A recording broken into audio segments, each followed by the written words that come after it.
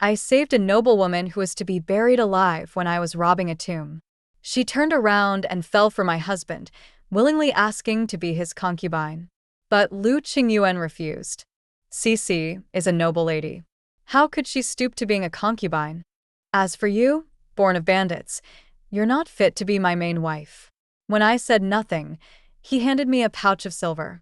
Let's call it even for everything that happened in the past. I'm sorry. Let's just pretend we never met. 3 months later, Lu Qingyuan welcomed his bride with a grand wedding parade stretching for miles. But on their wedding night, the couple mysteriously disappeared without a trace. It became a widely talked about unsolved case. Outside the city, beside an unmarked grave, I closed the heavy stone coffin and shoveled dirt over it. I'm sorry to both of you. Let's just pretend I never saved you. 1. While tomb robbing, I misjudged the angle of the tunnel and accidentally broke into a newly sealed grave. In the deathly silence of the burial chamber, I heard sharp scratching noises. Turned out, the beauty sealed alive inside the coffin hadn't died yet. I rescued her and brought her home, caring for her attentively. But her body was poisoned by corpse toxins. She needed a rare 1,000-year-old elixir to survive. So, I scoured ancient tombs for it, staying awake for 7 days straight. And yet, once she recovered, she climbed right into my husband's bed. I was shaking with rage, grabbed a broom, and was ready to beat this ungrateful woman out of my home. But she suddenly dropped to her knees with a thud in front of me. I truly love Brother Lu, she said. Please, sister, let me stay and be his concubine. Lu Qingyuan, who had been silent all this time, finally spoke. This isn't appropriate. Of course it wasn't. Back then, the Lu family was framed and the entire clan was wiped out. I was the one who dug him out from under a pile of corpses. I carried him on my back for 3 days and 3 nights through the snow. That's how we escaped the manhunt and survived. Because of that, my body was damaged, and I've been afraid of the cold ever since. On our wedding night, after bowing to heaven and our ancestors, he knelt before me solemnly. In this life, there will be only you. I'll love you till our hair turns white. I'll never betray you. For 5 years, he treated me with every tenderness imaginable. He never made me frown, never argued with me. He was handsome, just sitting in the academy attracted many young ladies. But no matter their looks, he never spared them a glance. I thought this time would be no different. I didn't expect what came next. Cici is from a noble family. How could she lower herself to be a concubine? But you, born of bandits, being my main wife only brings me shame. 2. The broom slipped from my hand and hit the ground with a dull thud. I stared at him in disbelief, my eyes wide. What did you just say? Back when he woke up, he said my kindness in saving his life could never be repaid, so he offered himself to me. I refused him on the spot, because I came from a den of thieves, while he was the son of a respectable official. I didn't want to stain his good name, but Lu Qingyuan merely smiled. Miss Shun, I've heard a bit about what you do these days. You're not after gold or treasure. You just copy lost medical texts from ancient tombs for others. Such actions weigh nothing on one's conscience. Can you really call that thievery? My face flushed. Still, I've taken money too. By candlelight he leaned close. In his eyes flickered a strange emotion. In years of famine, not a grain could be harvested. If not for the treasures you brought out and shared with the villagers, would there even be life left in this region? Your actions were noble. You robbed the rich to help the poor. To have a wife like this is my greatest fortune. His voice burned with passion, scorching my face. I lowered my head and lightly punched his chest. Don't talk nonsense. Who said I'd marry you? You have no choice but to say yes. His words still echoed in my ears, but now they felt like cruel mockery. When I didn't respond, he handed over a pouch of broken silver. Think of this as compensation for me and Cici. We're even now for the life you saved. I'm sorry. Let's just pretend we never met. Leaving those words behind, Lu Qingyuan helped the beauty up and walked out without even looking back. Just like before, giving me no room to refuse. As I watched his cold, determined figure, a wave of nausea swept over me. Real nausea. I ran out of the house, covering my mouth, and threw up under the peach tree in the yard. The two of them were just about to leave, but froze when they heard the sound. Eat. Lu Qingyuan turned around and forced out my name. Are you pregnant? 3. I wiped my mouth hastily. So, what if I am? So, what if you're not? Your heart is like stone, Lu Qingyuan. Are you really the type to come back for a child? I turned away, but inside I was shaking. I thought the cold that seeped into my body back then had made me infertile. I never imagined. I glanced at the man frozen in place. The joy on his face was impossible to miss. But feelings, once spilled, cannot be gathered again. Even if he did change his mind because of this child, I could never forgive him. My child doesn't need a heartless and selfish father like him. With my mind made up, I went back inside and began packing. But I only took 2 steps before pain shot through the back of my neck. In an instant, everything went black. When I opened my eyes again, everything around me was still pitch black. Confused, I thought, it's not winter. Why is it still so dark? As I tried to sit up, my head bumped against something hard. I reached out to feel it. That familiar, icy cold surface made me shiver. I felt around the sides. No, this is a stone coffin. At some point, someone had put me inside a coffin. Help! Is anyone out there? I pounded on the lid with all my strength. The dull, heavy thuds echoed back at me. To my surprise, someone really was outside. They heard the noise and pushed the lid open slightly. Fresh air mixed with rain hit my face all at once. Gasping, I thanked them. Thank you. I reached up to wipe the rain off my face, but what I touched was warm. I froze. Looking up, I saw Lu Qingyuan, face streaked with tears, looking down at me. I'm sorry. A wave of dread swept over me, but I forced myself to stay calm. It's fine. Just open the lid. We'll talk outside. But he ignored me. All these years, my feelings for you were real. But I carry a blood feud. My enemy holds immense power in the capital. The only way I can avenge my family is by rising higher than him. But it's so hard. It's nearly impossible. In this world, nobles stay noble, and the poor remain low. As long as I'm a nobody, I'll never rise. The only one who can help me is Ning Cece. For my heart trembled. He went on, you probably didn't know, Ning Cece is actually the daughter of a noble family from the Marquis' household. The 6th prince was gravely ill. His Majesty arranged a marriage to ward off misfortune. But she'd only been there a day, hadn't even made it to the bridal chamber, when the prince passed away. The imperial consort was furious and secretly forced her to be buried with him. When the emperor found out, he was enraged. He demoted the consort and posthumously granted Ning Cece the title of Princess Anning. But who would have thought? You were the one who rescued her. In the torchlight, madness flickered across Lu Qingyuan's jade-like features. And she just so happened to fall for me. As long as I marry her, I'll no longer be a commoner. I'll become the imperial son-in-law. Cold sweat soaked through my outer robe. But what does this have to do with me? If you want a divorce or to cast me aside, I'll not say a word. If you're worried about appearances, I'll leave the capital and never show up in front of you again. He let out a dazed laugh, the sound echoing eerily through the dark, cramped tomb. That was my plan in the beginning.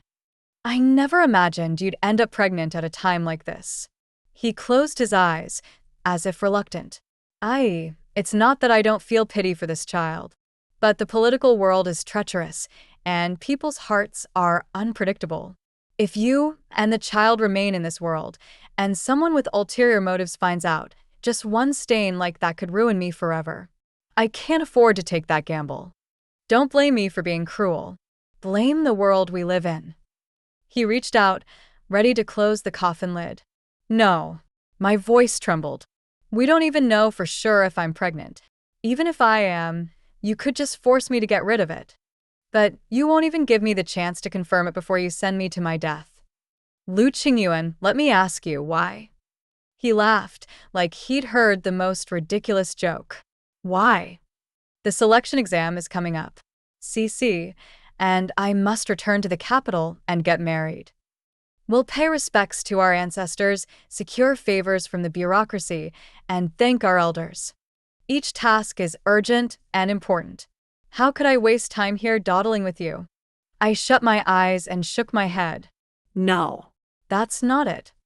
You're just guilty. Guilty for abandoning your wife and unborn child, for betraying someone who saved your life. Terrified that one day, when your career is at its peak, I'll appear with a child in tow, blood and tears of decades past, and expose your heartlessness to the world. You're not killing me for any grand reason. You just want peace of mind. His expression twisted, pale and ugly, and finally he admitted, "So what if I am? You're just too disgraceful a burden. Otherwise, keeping you on as a concubine would have sufficed. There'd be no need for all this." He gave me one final look. "Shen Tianyi, in your next life, don't be a thief again." As the heavy stone lid slowly closed, darkness swallowed me whole once more. The sounds of the living faded. My stubbornness dissolved bit by bit, replaced by fear and bitter unwillingness. Was I really going to die? The air was running out. Like a beached fish, I opened my mouth wide, gasping in vain. My fingers clawed at the icy coffin walls, leaving bloody marks behind. Just before I lost consciousness, one final thought flashed through my mind. 5. It was all a mistake. Everything was wrong. Marrying him was a mistake. Sharing his life was a mistake. Saving him back then was an even greater mistake. And that ungrateful noble daughter from the Marquis family, the moment I thought of them, I hated how slow and torturous my death was. If only I could become a vengeful spirit right now. Even flaying their flesh and gnawing their bones wouldn't be enough to ease this hatred. Lu Qingyuan, Ninkiti. If I had another chance, I would definitely. Suddenly, someone whispered by my ear, "Miss Shin? Miss Shin?" I jolted awake. In front of me stood a man in coarse clothes, with bright, star-like eyes and a blade of grass dangling from his lips. He grinned at me. "You look like you just walked out of a nightmare." I mumbled a response. Only then did I remember I wasn't dead. That day, whether it was fate or karma, I didn't know. Just like Ning Sisi, right before my final breath, I was rescued by a tomb raider. None of that.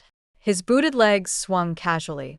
With years of disasters, people have no choice but to live off the land, off the mountains, off the rivers. We in the Central Plains have nothing reliable, only Beiwang Mountain, this prized land of feng shui. Since ancient times, nobles have been buried here. Where there are riches, there are thieves. Some tombs, we see 4 or 5 different crews show up in a single day. Us running into each other, nothing but probability. Has nothing to do with fate or the heavens. I nodded. "Still, thank you." "What for?" He rested his hands behind his head, leaning comfortably against a tree. "Been doing this for 6 months. 9 out of 10 tombs are empty. If things keep going this way, I'll really starve to death." After a moment's thought, I said, "If you don't mind, once I return from the capital, I can teach you some techniques for tomb divining and dragon seeking. Consider it repaying your kindness." He raised his brows. "You're going to the capital? What for?" I gently wiped my Luoyang shovel. "To settle a score." 6. Shui Lang and I sat at a street-side wonton stall, wolfing them down, scalding our mouths with each bite. Who would have thought, afraid I might break my promise, he actually followed me all the way to the capital. He even gave it some noble-sounding name, Supervision. Not far away, the Marquis of Qi's residence bustled with traffic and celebration. I frowned. "Are you sure this is the right place?" "Of course." He took a sip of soup.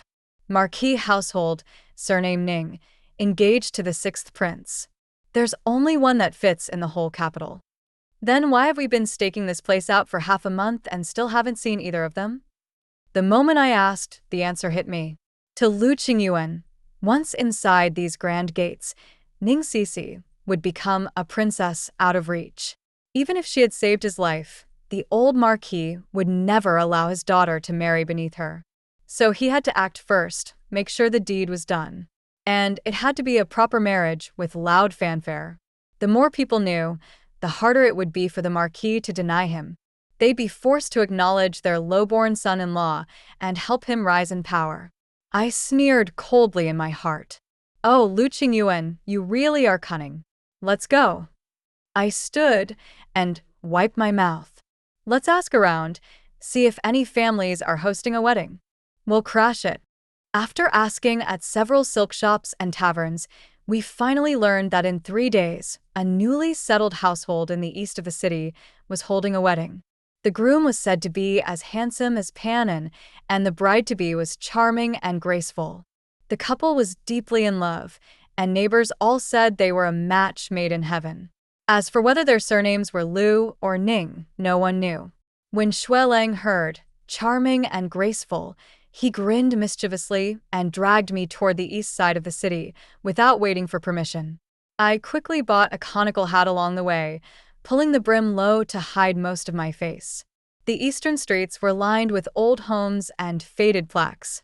Only one small courtyard stood out, its gate freshly painted, with the words Shen Residence still wet with ink. It had to be the place. But why was the surname Shen? 7. Just as I was feeling puzzled, voices drifted in from the courtyard. Young Master Shen, shall we use gold ink for the marriage documents?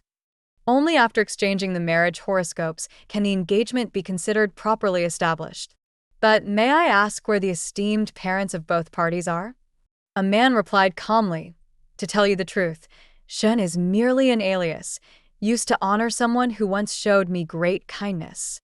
My real surname is Lu. Please be sure not to write it incorrectly on the document.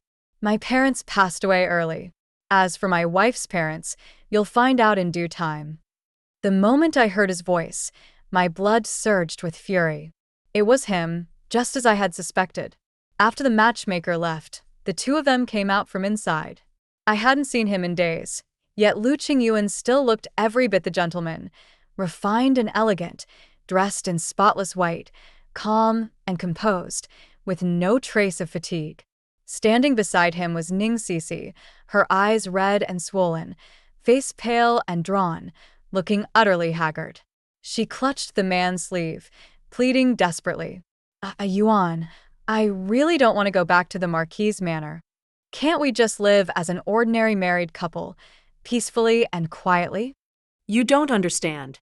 The Marquis, my father, he's truly terrifying, and the imperial consort too. They're ruthless, like wolves who strip flesh from bones. Lu Qingyuan pulled her into his arms and gently comforted her. There. I know you hold resentment in your heart. You blame your father for marrying you off to a sickly invalid. But come now, what father and daughter can truly stay angry with each other for long? Once we're married and return to the manor, I'll speak with your father myself. He looked confident and self-assured, as though the wealth and glory were already in his grasp. Don't worry. Once he sees you alive and well, and bringing home such a talented and handsome son-in-law like me, he'll be overjoyed. Ning Sisi's pretty face twisted slightly, as if she still wanted to protest. But the man gave her no chance. He lowered his head and kissed her lips. The wind scattered the falling pear blossoms, like spring snow blanketing the ground. I hurriedly covered my eyes and dragged the dazed Xueleng into a nearby alley. We both started at the same time. Seeing how eager he looked, I scratched my head. You go first. It was embarrassingly awkward. That woman, who is she? I was baffled. Who else could it be? That's Princess Anning, Ning Sisi. To my surprise, Xueleng blurted out, Impossible. That's not what Ning Sisi looks like. Now it was my turn to freeze. What did you say? Realizing he had misspoken, he quickly lowered his head and stammered. I mean, she doesn't look like a proper princess. I burst out laughing and teased. A noble lady from the Marquis's household, who rarely steps outside. How would a petty thief like you know what she looks like? Unless you've never seen such beauty before and fell for her at first sight? He didn't answer, and I didn't press the matter. I turned and started walking toward the alley's exit. Come on, let's go. I waved at him. Stop spacing out. I'll treat you to spicy soup. I'm serious. Xueleng suddenly turned solemn. Have you never found it strange? Marquis Qi dotes on his daughter like his life. Why would he send her into a tiger's den to marry a dying man as a sacrificial bride? I turned back and rolled my eyes at him. Are you stupid? It was a royal decree. Who would dare defy the emperor? Besides, a sickly man is still a prince. What's there to complain about? A cold smirk tugged at his lips. Ha. Then you're underestimating that old fox. Not only would he dare defy a decree, he'd even dare rebel. As for the sixth prince suddenly dying, I'd bet anything he had something to do with it. Oh, I stopped walking. Not a bad analysis. Then tell me, who is she really? As the sun dipped lower, our shadows gradually disappeared into the darkening street. And also, who are you? 8. Xueleng casually pulled a fire striker from his robe. With a flick, he lit the lantern in his hand. By the glow of the flame, his face slowly came into view. Me? I was betrayed by my own blood. Survived only because someone helped me. In short, I'm someone who shares your pain. I replied coldly. Is that so? Clearly, he had ties to powerful and wealthy families, yet he disguised himself as a petty thief, always hanging around me with overly eager attentiveness. In the past, I wouldn't have cared. He might have just been some rich young master, bored of luxury, playing at being a wanderer. But after everything that happened, I now understood just how dangerous the human heart could be. There's no such thing as a chance encounter. No kindness without motive. This man definitely had another reason for staying close to me. Noticing the change in my expression, Xueleng was briefly stunned. Then he gave a bitter smile. All right, to be honest, there's someone who once saved me. Right now, she's caught in terrible danger, struggling to survive. Everything I've done so far has been to try and help her. Mission, I. He looked into my eyes and said each word with conviction. I can't reveal my identity yet. But please believe me, I would never hurt you. He said it with such care. It reminded me of the way he looked at me the day I was rescued. So much emotion, worry, tension, urgency, regret, all flashing across his face. Everything except malice. I felt a little reassured and softened my tone to ask the key question. If that's the case, how confident are you about Ning Cici's identity? 100%, Xueleng said, eyes sharp as firelight. Then he frowned in thought. But that face. I feel like I've seen it before at the Marquis of Qi's estate. Suddenly, his eyes lit up. That's right. She was a maid in charge of cleaning. Always following Ning Cici around. I think her name was Ing. I narrowed my eyes. So, the old Marquis couldn't bear to see his daughter married off to a dying man. But he didn't want to disobey the emperor either. So he substituted her with a beautiful maid. No wonder she kept trying to avoid returning to the Marquis's manor when Lu Qingyuan brought it up. Turns out she was a fake. She must have been in love with Lu Qingyuan but worried her lowly status would make her unwelcome. So she used the identity of a noblewoman, hoping to win his heart, only to unknowingly spark his ambition to climb the social ladder. Now that she was trapped in her own lies, it was exactly as the saying goes. One who creates their own misfortune deserves no pity. I let out a sigh. As I drifted into thought, a single lantern flickered like a lone boat drifting toward me in the night. Xueleng lifted the lantern and draped his outer robe over my shoulders. Now that we know who she is, there's no need to rush. It's late. Let's rest for now. I nodded and walked alongside him. Tomorrow, let's pay a visit to the Marquis of Qi's manor. His daughter is getting married. Surely her father should be informed of such happy news, no? 9. It was the 23rd day of the Qin month, just one day before the start of summer. Liu Qingyuan's wedding procession stretched for miles, the bridal sedan chair escorted amid a flowing banquet that extended from the courtyard all the way to the end of the street. Shuelang and I found a table with fewer people and sat down. I wiped my hands clean and tore off a chicken leg. Like it was my own celebration, I handed it to him. Eat. Then I poured a bowl full of wine. Drink it all. Not a drop left. He obediently complied. After finishing a whole jar of daughter's red wine, he burped and said, "Big sister, it's not fair to punish me just because you're in a bad mood. My tolerance for alcohol is low. Don't mess up the main event later." I gnawed on the chicken bone. How is this punishment? It's called eat when you can. When Leo married me, there wasn't even a whole chicken on the table. And now you're spending my hard-earned treasure. I trailed off. A wave of anger clogged my chest. Shuelang's chicken leg dropped to the ground. Wait, that money was all earned from your tomb raiding and treasure hunting? I shot him a glare. What else? He hurriedly picked it up, blew off the dust, and took a big bite. Don't worry, I'll help you eat it back. After 2 chickens down, his eyes went vacant. If I'd known, I wouldn't have eaten lunch. Just then, outside the Shun residence, firecrackers suddenly exploded in a burst of sound. A group of musicians and wind instrument players surrounded a flower-adorned bridal sedan chair slowly, making its way forward. Liu Qingyuan stood outside the door in his bright red wedding robes, hands behind his back waiting. Unlike the joyous look when he married me, now his expression was more like a top scorer on the imperial exams, receiving congratulations from all the officials, pride mixed with triumph. I grabbed the dazed Shuelang from the bench, put a veil hat on him, and followed the neighbors into the house.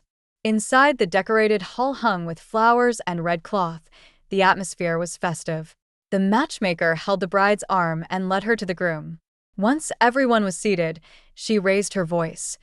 First, bow to heaven and earth. The newlyweds faced the incense table and knelt, bowing their heads. Second, bow to the elders. On the main seat, 2 ancestral tablets sat alone. Liu Qingyuan adjusted his clothes and prepared to perform the next ritual. Shuelang, who had been silent, finally spoke. Wait. 10. Everyone in the hall was shocked. Whispers spread. I heard the bride is extraordinarily beautiful. Could it be a bride snatcher? Liu Qingyuan's face changed. May I ask who you are and what you mean by that? Not at all. Shuelang calmly stepped forward and took out an exquisite token from his pocket. This is from the owner of this token, sent to congratulate your wedding. Liu Qingyuan looked closely, and the anger on his face instantly melted into surprise. Is that the Marquis, my father-in-law, the honorable elder? Sho. Shuelang put a finger to his lips, lowering his voice. As long as the groom knows, there are many ears around, so don't spread it. You went ahead and married outside the manor without permission. The Marquis was very displeased at first, but since you saved the life of the princess and are a fine gentleman, he reluctantly accepted you as his son-in-law. The Marquis values rituals above all. Though he cannot attend in person today, he sent an honored guest. When you bow to the elders later, bow to her. With that, he was about to usher me forward. Liu Qingyuan glanced at me, frowning deeply. What honored guest? Judging by her looks, just a young woman. The current emperor has no princess, and which woman's status could be more noble than Ningxixi? This is clearly an intimidation tactic. He said firmly, the wedding ceremony is a grand ritual, traditionally only bowing to heaven, earth, sovereign, parents, and teacher. The honored guest is young, hardly worthy of standing in as my or the princess's elder. Shuelang was displeased. Groom, you're quite bold. The Marquis begged for many days to get the crown princess to attend. And you are so rude, showing contempt to the emperor. Aren't you afraid the happy occasion will turn into a funeral? I was startled by this. We had planned to make up some noble identity to bluff them, but this was a bit too much. Liu Qingyuan was even more shocked. He did not expect his father-in-law to favor him so highly, nor did he imagine the visitor was the future empress. He quickly knelt down and kowtowed repeatedly. "Madam, honored guest, please forgive me." "My son-in-law did not know," Schwelling shouted. "Then hurry up." He scrambled to my feet, crawling like a dog. "Pay respects to the honored guest." I was momentarily stunned. Back at the academy, Liu Qingyuan, arrogant with his talents, had drawn the envy of his peers. They sent some bullies to a remote place to beat him, saying if he knelt and kowtowed, they would let him go unharmed. He refused. When I arrived, he was almost a bloodied mess, yet still smiling. A gentleman dies with integrity. They lost. But now, his once unbreakable pride, hardened by beatings, was so easily bent for power. And bent so disgracefully. Enough. I stepped past him and walked straight to the main seat. Raising my hand slightly, I signaled for the ceremony to continue. A faint smile appeared on Liu Qingyuan's face. The honored guest did not leave in anger, but actually sat in the position of the elder. He must have chosen not to make trouble. Second, bow to the elders. After kowtowing thrice to me, he seemed unsatisfied. He forcibly pulled the bride to kneel again to show respect. I watched coldly as the two knelt and rose repeatedly before me, 9 times in total. Truly amusing. After the couple's bows, the matchmaker announced the ceremony complete. Everyone noisily returned to their seats to drink. As Liu Qingyuan went to greet others, Schwelling grabbed him back. "Groom, you have no sense. The ceremony's over. Aren't you going back to the manor to pay respects to your father-in-law?" 11. I changed into a groom's servant outfit. Schwelling had the carriage ready at the back gate. After waiting for the incense to burn halfway, the two still hadn't appeared. Just as I was about to return a check inside, I saw Ning Sisi with tear-streaked cheeks, gripping tightly onto Liu Qingyuan's sleeve. They were locked in a tense struggle inside the door, one dragging, the other pulling. Husband, I beg you. I can't go back, and neither can you. Really, the Marquis will surely kill us." Liu Qingyuan couldn't hold it any longer and shoved her to the ground. "Enough. What nonsense are you spouting all day? My father-in-law already cares for us deeply. If you keep causing trouble like this, don't blame me for being heartless." She was stunned. "Care for us? How could that be when I'm not even?" I panicked inside. This was about to be exposed. Fortunately, Schwelling was quick and sneaky. He stepped forward, pretending to help her up, and secretly struck the mute acupoint on her back. He shoved her back into Liu Qingyuan's arms. "Our county princess is always a little temperamental. Please forgive her, husband." Ning Sisi flushed with embarrassment and couldn't say another word. I lifted the carriage door curtain and lowered my voice. "Please, if we delay any longer, I'm afraid the Marquis will grow impatient." They entered the carriage, one after the other. I drew the heavy curtain closed, carefully sealing the gaps. Soon, all movement inside quieted. The soul-calming incense from the western regions truly worked wonders. Schwelling and I didn't dare waste time. We urged the horses on, speeding out of the city before the curfew. 30 miles northeast lay a mass grave site, cursed with terrible feng shui. In a deep pit already dug, there was a coffin. The tung oil lacquer was still not dry. I pulled back the carriage curtain, and Schwelling helped me place 2 bodies into the coffin. Heavy and lifeless. I bowed 3 times toward the coffin. "We've drunk your wedding wine, yet gave no gift money. That's hardly right. Consider this a wedding present. Don't be picky, it's freshly made." Just as I stood, a movement came from inside. Liu Qingyuan had awakened. After a brief moment of thought, he quickly understood what was going on. Forgery of the Marquis' token, kidnapping the county horse and princess. "Who exactly are you? Have you lost your minds?" Even though he had been shoved into the coffin, his reaction was much sharper and steadier than mine had been. But he still guessed wrong. Under the moonlight, I removed my veil. An old acquaintance. 12. The moment he saw me clearly, he froze. You're not dead." "How could I be dead?"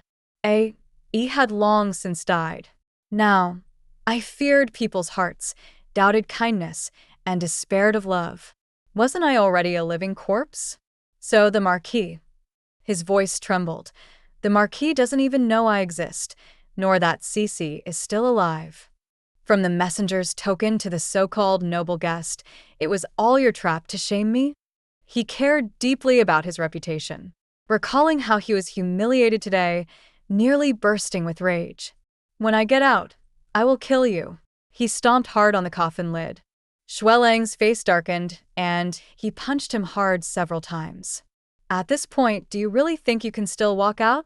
Lu Qingyuan spat out blood, struggling to speak. How? How could you two lowly scum dare plot against me and the county princess?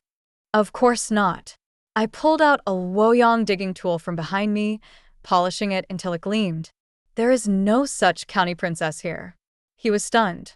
What do you mean? The Marquis loves his daughter dearly. Everyone knows that. If so, how could he have let her marry a dying man in the first place? Also, I pulled up Ning Cece's hands. Old wounds overlapped new ones, with many calluses. Which noble lady in the world has such delicate hands? Lu Qingyuan's face turned paler than a corpse. You mean she's not? Impossible. Absolutely impossible. He glared fiercely at me.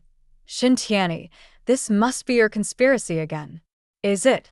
Xuelang reached out and pressed a point on Ning Cece's waist, releasing the acupoint. If so, let her say it herself. Ingur. Hearing that name, she suddenly widened her eyes. You are? Only someone from the Marquis's household would know her real name. It seemed hiding it was useless now. She bit her lip hard, hesitated for a long moment, then finally admitted, That's right. I lied to you. I am not a young lady, just a lowly maidservant. The emperor arranged the marriage, but the young lady was unwilling and came up with this plan out of desperation. At first, I didn't intend to deceive you. A look of bitterness appeared on her face. Who else but me, after several attempts to seduce you, yet you remained unmoved and proud.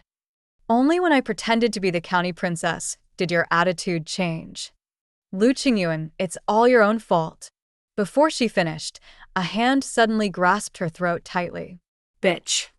How dare you tell such a monstrous lie? Startled, Xuelang and I both jumped back. Lu Qingyuan's eyes bulged like a mad dog, roaring. I killed my wife and children for you, lost all decency. I waited day and night, thinking I would finally avenge my grievances. The bones in his hands cracked loudly, but it was all fake. I thought this was bad and rushed to help, but it was too late. Ning Cece's head tilted at a strange angle. A pool of urine beneath her. She was already dead. Lu Qingyuan released his grip, hugged his head, laughing and crying. Fake. Ha ha ha, all fake. For such a lowly servant, He suddenly raised his eyes, blood and tears mingling on his face. Xin Tianyi, do you think this is my retribution? I shook my head, reaching out to push the coffin lid. Not enough. Your retribution is yet to come. 13. Even after I nailed the coffin shut, Lu Qingyuan still couldn't believe it. His wife, who had carried him on her back for 3 days and nights. The wife who stayed up late copying books for every single coin. One day, she would want his life. And that day was set. No matter how much he wept and begged, I showed no emotion unmoved. I only kept burying the coffin head on. Because of the lack of air, Lu Qingyuan soon began to gasp for breath violently. Finally, he stopped howling. With a faint breath, he said, Fine, I owe you from before. Now, I will repay with my life. I only ask one last thing. I poked the coffin lid with a shovel to acknowledge. Raise the child well. No matter what, make sure he avenges our entire clan. I smiled. So power and glory are all illusions. Only revenge is Lu Qingyuan's one true obsession in life. If that's the case, I took a deep breath, gathered strength in my dantian, and shouted loudly. Sorry, the child was cured with a hawthorn pill by the doctor.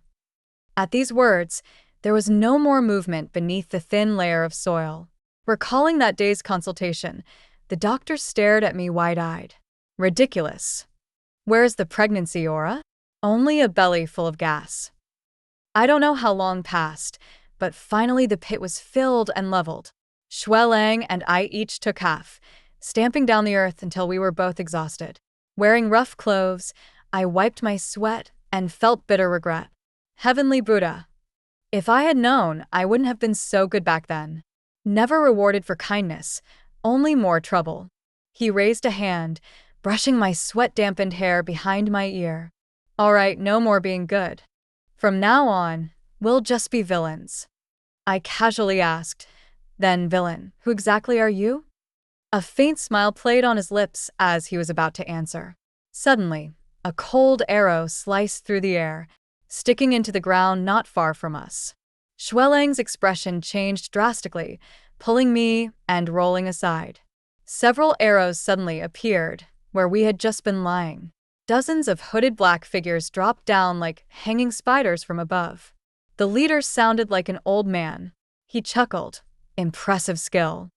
Your Highness, the Crown Prince. 14. Shui Lang's brows knitted coldly. Old fox, you saw through it all. Then why not come over and salute me properly? I was stunned. He was the Crown Prince? Rumor had it the Crown Prince was temperamental and strange. Whenever he went out, he wore a demon mask. Except the Emperor and the late Empress, no one had seen his true face. Hence, he earned a reputation for being ugly. But Shui Lang. I tilted my head back, and the man's face came close, his breath warm. Lie down. His fox-like eyes slanted upward, his handsome brows stretching to his temples. Clearly very good-looking. As for his temper, totally different from the rumors. After thinking for a while, I came to a conclusion. Rumors can't be trusted. The old man took off his hood, revealing a head of white hair. Old servant has poor legs. Better to let the ox-head and horse-face pay respects to your highness. Release the arrows. Shui Lang shielded me behind him, the sound of metal striking stone like raindrops falling on the few broken tombstones nearby. Even in such a desperate situation, he glanced back and smiled at me casually. See, I told you this old man dares to rebel. Turns out this man was the Marquis of Qi. I suddenly realized. No wonder a few days ago when we told him about Lu Qingyuan, he seemed uninterested but still gave you the token. So, at that time, he had already recognized your identity and planned today's events. A perfect mantis stalks the cicada, unaware of the oriole behind move. But why? His breath brushed my hair like a soft kiss. So smart. And the consumptive old sixth brother. TSK, if they kill us both, the throne can only fall to his nephew, the old fifth brother. That's been his plan all along. With a whoosh, a powerful crossbow bolt pierced the already crumbling tombstone, narrowly missing Shui Lang's ear. A streak of dark red trickled down his neck onto my face. My head rang as if it exploded. At this rate, we're all going to die. But I'm the one who came all this way to the capital seeking revenge. I'm the one insisting on going to the Marquis of Qi's mansion. If not, he'd still be the mysterious, aloof crown prince, and wouldn't be caught in such danger. When I was buried in that coffin, I swore never to do good deeds again. But I can't let others die because of me. Besides, this life of mine was saved by him. It's only right to return the favor today. With a firm resolve, I said to him, "You've always wanted to learn the art of tomb raiding, right? Today, I'll show you a couple of tricks." Before he could react, I executed a swallow dipping to water move and dashed out. Holding the razor-sharp divining ruler, I charged toward the Marquis of Qi. 15. The old thief saw that the stone tablet was about to collapse, and with nowhere left for the two of us to hide, he was feeling triumphant. But unexpectedly, I moved like a ghost and was suddenly right in front of him. I pressed the dividing gold ruler against his neck. Don't move. This has corpse poison on it. Any break in the skin means death, no cure. If you don't want to die, then let him go. The old thief's face turned ashen. I couldn't tell if it was fear or anger. After hesitating for a moment, he finally nodded to signal the archers. The arrow rain stopped immediately. I winked at Xueling, signaling him to run fast. But he looked pale and motionless like a statue. "You do this. How can I ever repay you in this lifetime?" I shouted. "It's nothing, just a small matter. In the future, I'll offer a sacrifice for you every Qingming and cold food festival." Oh, right, I love to eat pig intestines. Just as I got distracted, the old thief suddenly made cracking sounds all over his body. Then, like he was using some bone-shrinking skill, he slipped free from my grip. He rolled away and leapt back into the protection circle of the black-clad men. Then he shouted, "Kill them!" A volley of arrows suddenly rained down. I didn't have time to dodge, and just shut my eyes. But the expected pain never came. Turning around, I saw Xueling standing in front of me, pierced by several arrows. In the distance, the sound of galloping hooves grew louder. Soon they were right there. The Marquis of Qi's face changed dramatically. "Xuet Songsheng, I didn't expect you to be prepared." He raised his sword to strike. It looked like a fight to the death.